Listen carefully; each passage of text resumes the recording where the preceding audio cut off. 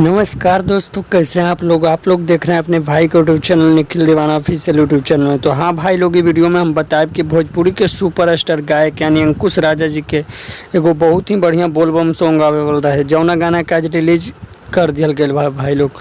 हम बताएं कि गाना के world wide records Bhojpuri YouTube channel पर सुबह मॉर्निंग में 6 बजे में रिलीज कर दिया गया। हम बताएं कि गाना के गैले रहे अंकुश राजा जी, जौना गाना के नाम रहे सिरहानवे त्रिशूल भोला जी। सिरहानवे त्रिशूल भोला जी गाना को गाए थे अंकुश राजा जी, और इस गाने को लिखे थे बोस रामपुरी जी, और इस गाने का म्यूजिक बनाए थे दोस्तों रोशन सिंह। मैं बताऊंगा दोस्तों कि गाना आप लोग को world wide records YouTube channel पे रिलीज कर दिया गया। अगर आप भी अंकुश राजा जी के फैंस हैं दोस्तों, तो जाइए वर्ल्ड वाइड रिकॉर्ड्स भोजपुरी पर, इस गाने को सुनिए। और इसी तरह के भी न्यूज़ वीडियो देखने के लिए आप मेरे इस चैनल को सब्सक्राइब कीजिए, वीडियो को ज़्यादा से ज़्यादा शेयर कीजिए, लाइक कमेंट एवं चैनल के सब्सक्राइब करके बेल आइकन